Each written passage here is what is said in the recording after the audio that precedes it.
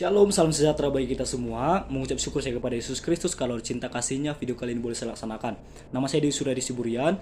Saya dari grup C dengan nomor induk mahasiswa 21011010102. Saya ingin memberikan pemaparan tentang pengenalan surat Efesus dan surat Kolose sesuai dengan tugas yang diberikan kepada saya pada mata kuliah pengantar pengetahuan perjanjian baru. Langsung saja saya masuk pada poin yang pertama, yaitu pengenalan surat Efesus. Nah, surat Efesus adalah surat yang diberikan kepada jemaat yang berada di kota Efesus. Nah, kota Efesus sendiri yaitu kota Yunani kuno yang berada di pesisir barat Asia Kecil, provinsi Izmir, daerah Turki. Namun kota tersebut sudah hilang dalam timbunan tanah dan saat ini kita tidak lagi dapat menemukan kota Efesus. Namun tepatnya kota Efesus berada di daerah Turki. Nah, pada abad 11 sebelum Masehi, orang-orang Yunani mendarat di sana dan membuat kota Yunani dan menamai kota itu kota Efesus. Di kota itulah didirikan suatu jemaat yang mengikuti paham tentang Kristus. Nah, tentang siapa pendiri jemaat ini, ada yang beranggapan bukanlah Rasul Paulus karena anggapan ini didasari dengan Efesus 3 ayat 2 yang memberikan pemahaman bahwa jemaat Efesus hanya pernah mendengar tentang Paulus. Mereka tidak melihat Rasul Paulus.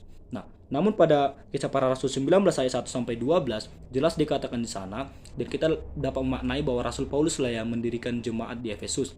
Karena pada ayat itu dikatakan keberhasilan Rasul Paulus dalam membawa kira-kira 12 orang untuk percaya kepada Kristus dan menerima urapan Roh Kudus. Dari kira-kira 12 orang itulah terbentuk satu jemaat yang percaya kepada Kristus. Nah, dapat kita artikan bahwa Rasul Paulus lah yang mendirikan jemaat di kota Efesus. Nah, kata Efesus juga pernah terkenal dalam sejarah gereja karena di sana pernah diadakan sinode ekumene yang ketiga pada tahun 431 yang memutuskan melawan ajaran Nestorian yang mengajarkan dua tabiat Kristus tanpa keesaan zat atau tabiat ajaran Diopisis.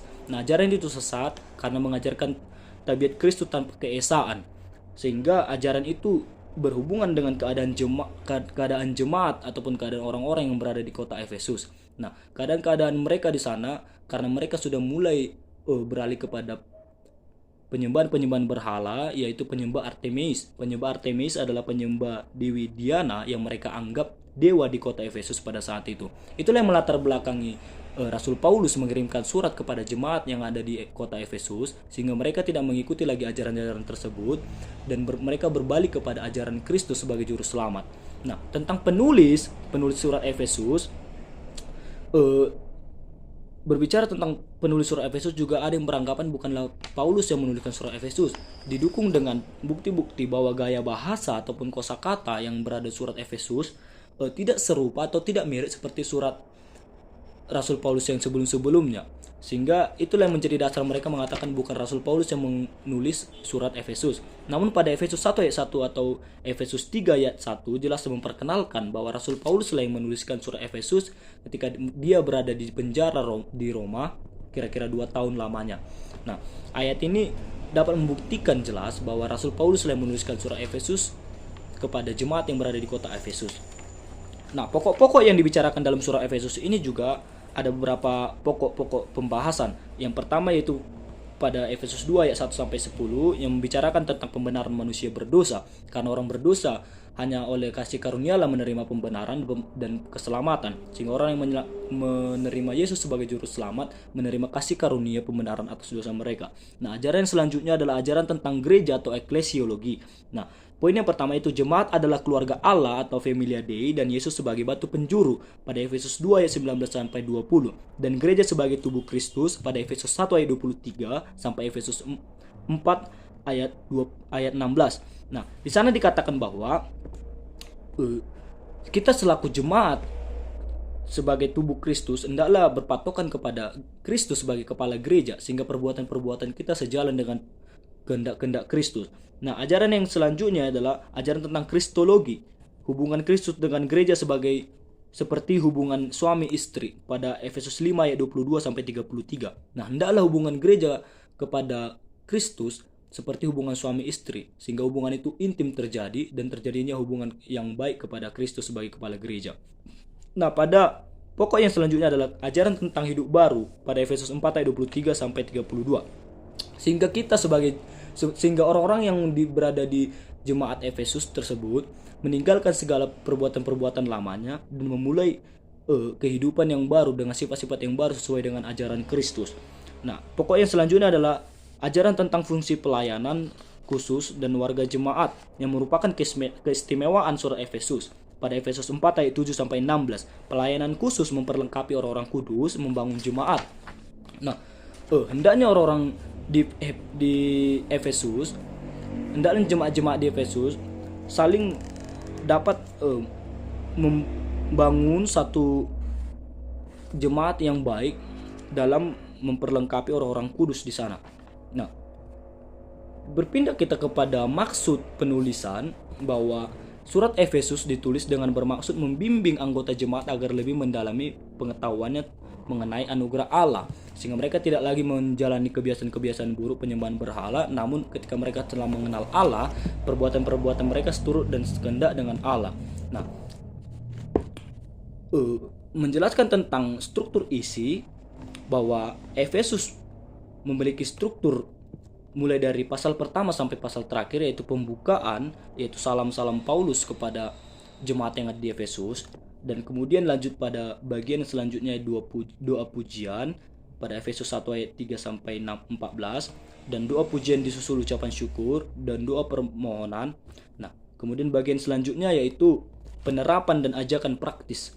Nah, dan ditutup juga dengan bagian penutup karangan, yaitu salam penutup kepada jemaat yang ada di Efesus. Nah, nats penting dalam surat Efesus juga terdapat beberapa nats penting di kitab Efesus.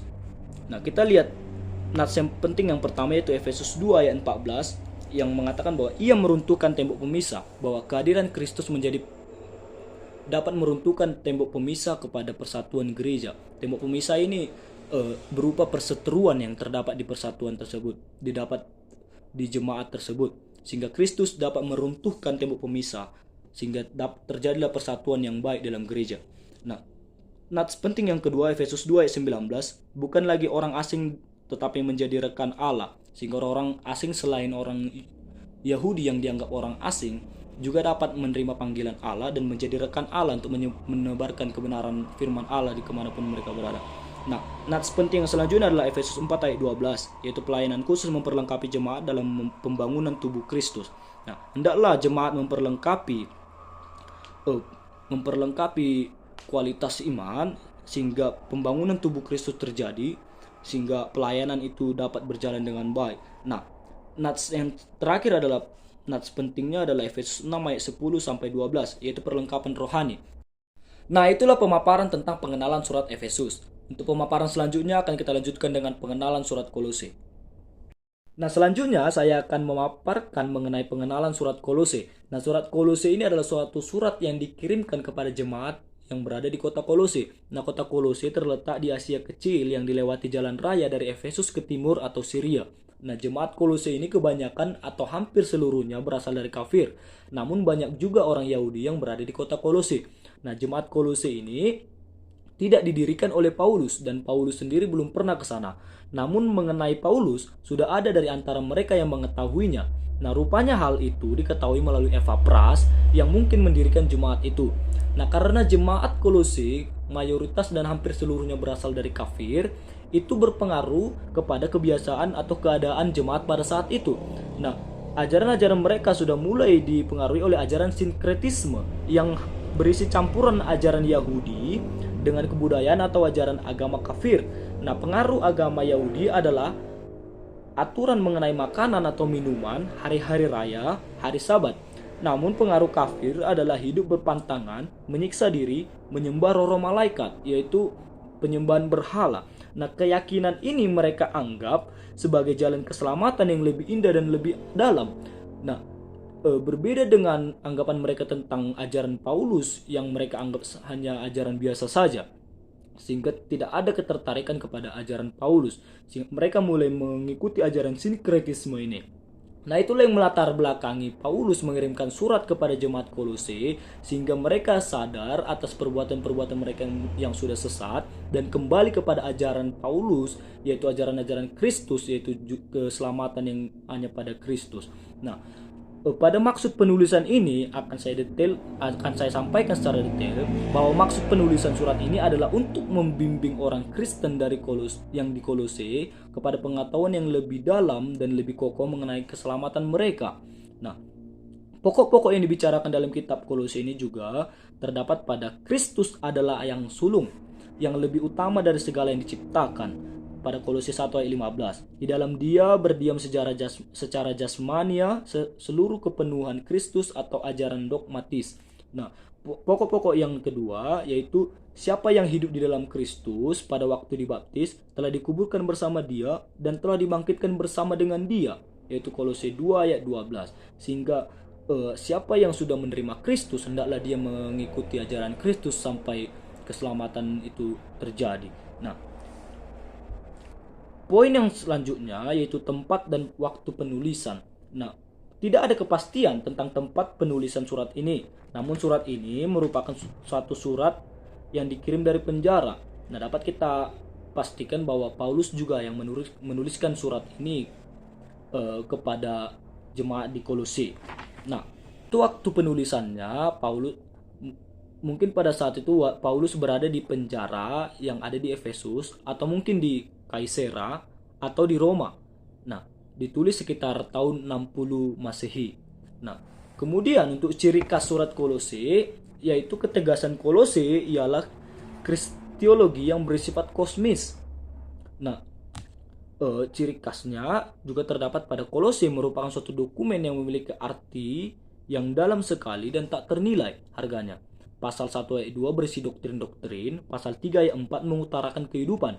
Nah, uraian ajaran itu berupa pembelaan karena Paulus bermaksud memerangi ajaran mistik dan asketis yang bercorak Yahudi dengan pengertiannya yang salah tentang alam. Nah, untuk struktur isi, pada pasal yang pertama yaitu adalah salam atau ucapan terima kasih dari pengajaran tentang Kristus. Pasal yang kedua yaitu polemik tentang ajaran sesat. Nah, pada pasal yang ketiga dan keempat yaitu peringatan atau paranetis. Nah, nats penting dalam surat Kolose ini juga ada berbagai nats penting di dalamnya yang dimulai dari Kolose 2 ayat 6 sampai 10 yaitu ilmu pengetahuan tidak boleh didewakan. Nah, karena ajaran pada jemaat Kolose ini yang sudah mulai mendewakan hikmat dan pengetahuan mereka dan meninggalkan ajaran tentang Kristus, sehingga nats penting ini sangat berpengaruh kepada jemaat Kolose untuk merubah mindset mereka tentang Kristus, tentang keselamatan itu. Nah, poin yang selanjutnya yaitu Kolose 3 ayat 8 sampai 17. Manusia baru harus menanggalkan perbuatan manusia lama, sehingga jemaat-jemaat yang ada di Kolose hendaknya menanggalkan perbuatan mereka yang lama, yaitu penyembahan-penyembahan kepada roh-roh malaikat, dan mereka hidup baru sesuai dengan ajaran yang telah diajarkan Kristus. Nah, nats penting yang terakhir yaitu pada Kolose 4 ayat 1 yaitu berlaku adil. Nah, hendaklah jemaat-jemaat di Kolose berlaku adil sebagai pengikut-pengikut Kristus yang setia. Nah, demikianlah pemaparan saya mengenai pengenalan surat Efesus dan surat Kolose. Hendaklah pemaparan saya ini dapat memberikan pengertian kepada kita sehingga kita lebih lagi memahami tentang surat Efesus dan surat Kolose. Akhir kata saya ucapkan terima kasih kiranya Tuhan Yesus yang memberkati. Shalom.